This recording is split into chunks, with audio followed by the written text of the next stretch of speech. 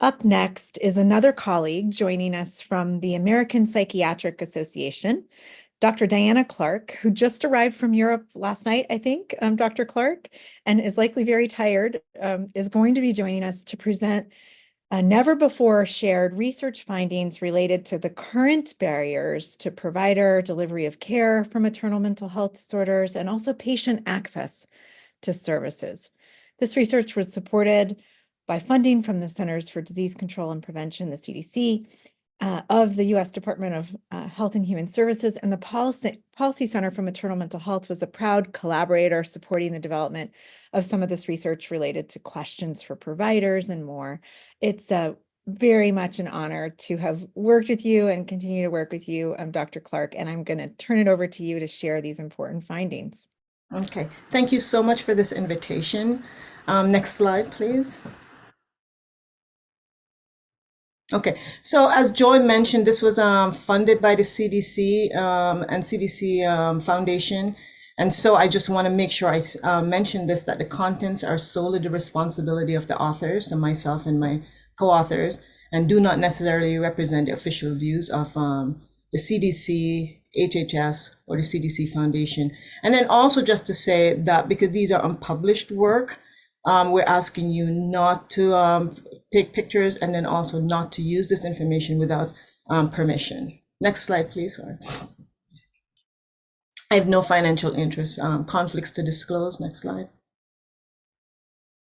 Okay, so I'm going to just kind of run through the perinatal mental health substance use and needs assessment initiative and why we did it, how we did it, and then kind of show you some results from the pregnant person's perspectives, as well as from behavioral health providers, whether they were behavioral health providers and non-behavioral health providers who treat this population. Next slide, please. Okay, so I'm going to talk about the why, what, and how. Next slide. So I don't think I need to convince you that untreated or undertreated mental and substance use disorders or symptoms can affect the pregnant person and have poor maternal outcome during pregnancy and even after pregnancy. And I know I don't need to convince you either that it also can impact on the offspring. And so it was quite alarming when CDC put out this request for proposal because they heard anecdotally that pregnant persons, individuals, if they had mental and substance use disorder and decided that they wanted to become pregnant, they were being dropped by their behavioral health providers. Or if they were pregnant and developed mental and substance use disorder, they were having issues as well. Connecting with behavioral health providers. And so hence the birth of this project. Next slide, please. So one of the barriers to untreated mental and substance use disorder in a pregnant person has to do with this lack of research in this area. It's getting better. It's really getting better. But then also when this one researcher, Osborne, surveyed psychiatric residency training director, what he heard was that individuals, only 36% of directors believe that residents required competency in this area, which is kind of shocking because a huge proportion of the population are individuals who can bear children, and a significant proportion of those go on to have children, so can actually experience these issues. So that was really surprising to hear, but the primary barrier was just a lack of time to teach the topic. Next. Okay, so I'm going to just share some information that we did some focus group with pregnant persons, and here are some of the results we got from them. So focus group as well as surveys. Next slide. So this person, and we tried to make sure we had diverse individuals participating. So individuals talk about being pregnant and feeling sad and anxious all the time. And yet, the provider who was treating them was not validating the symptoms that they were experiencing, kept telling them that it was normal. It was normal. And this person actually made sure that they pointed out that it wasn't a cultural barrier, but because her provider was someone from her own culture. Another person talked about how when she lost her pregnancy, she felt deserted by her provider. And even when she tried calling, she could not get an appointment.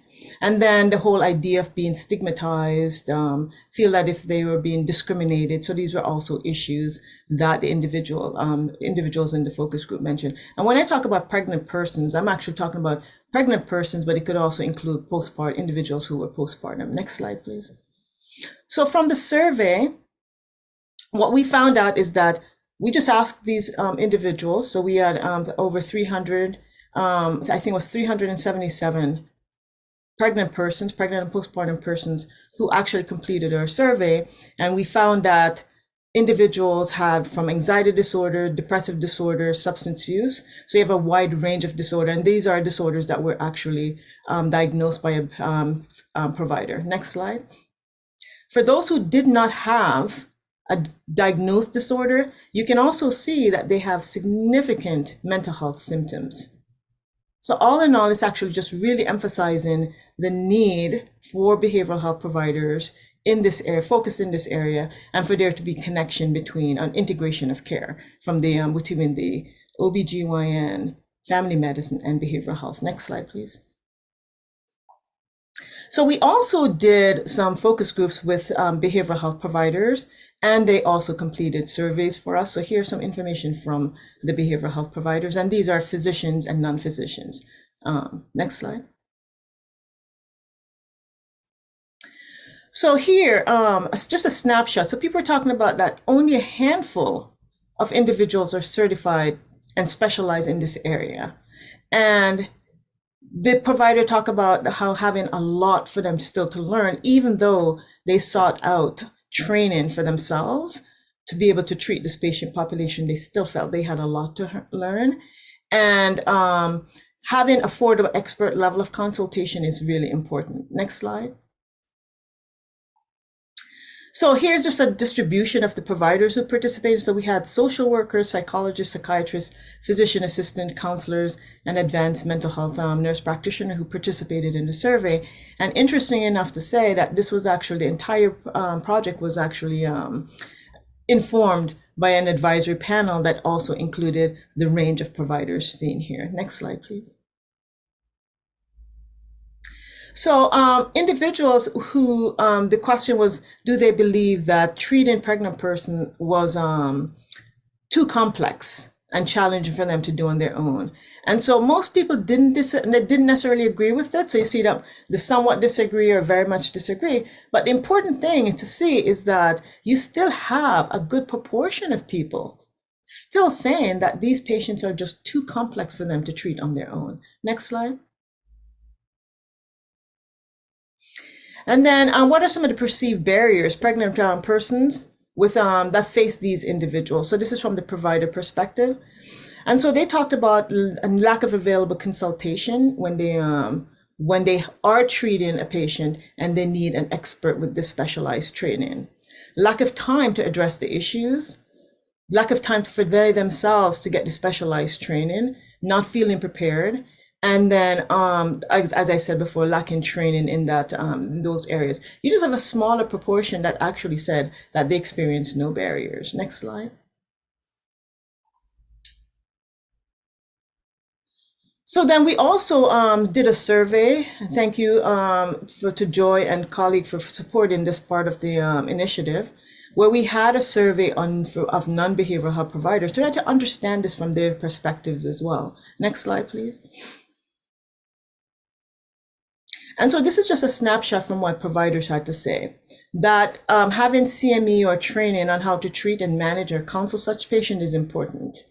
So, but they would love to have more tools, especially as it relates to substance use disorder. This was also something that was echoed even among the behavioral health providers, even it was now shown.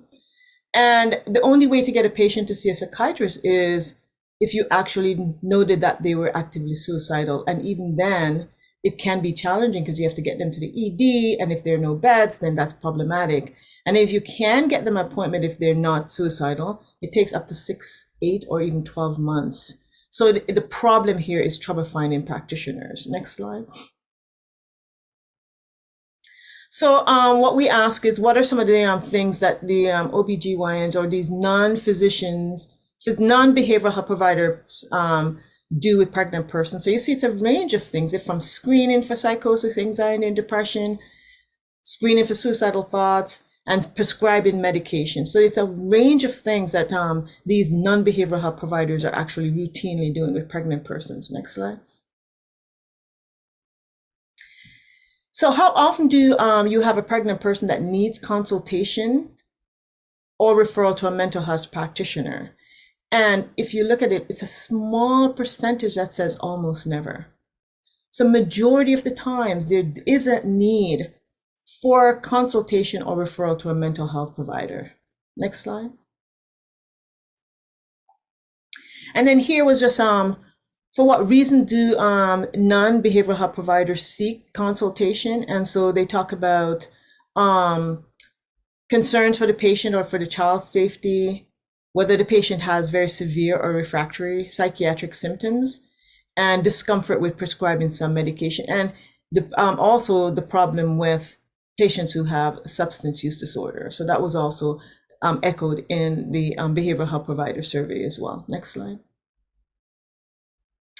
So what are some of the reasons? Now, we talk about the barriers, but some of the barriers that patients talked about, we didn't show that, but talked about is that sometimes they have problems getting providers who will take the insurance that they have. And so here we wanted to find out from the providers, what are some of the reasons, if any, that they do not bill Medicare or Medicaid for maternal mental health screening and treatment. And so a lot of it has to do with the fact that they did not know that they can bill outside of the global cap rate, so that some education is necessary. And you have a good proportion that say, no, I bill for my screening, but you see, they tried to bill, claims were denied, reimbursement being too low, right? So those are some of the challenges that we as a field need to kind of help them address. Next slide. So in summary, perinatal mental health care is important for the health of the parent and the offspring, which we all know. And some of the barriers that we've identified are from the pregnant person, fear of discrimination, stigma, and lack of access to care. And that could be in the form of socioeconomic barriers, for example, insurance issue, but then just the lack of access to the provider, not being able to locate a psychiatrist or other behavioral health provider. And for the practitioners, it's discomfort with the complex nature of the problem that most perinatal clients show up with, lack of training, lack of time and other resources to receive the necessary training. So it is important, if we are going to help this patient population, we need to break those barriers, build resilience, and we need to prioritize mental health, because these are necessities for good perinatal care and necessities for the well-being of the offspring as well as the mom. Next slide.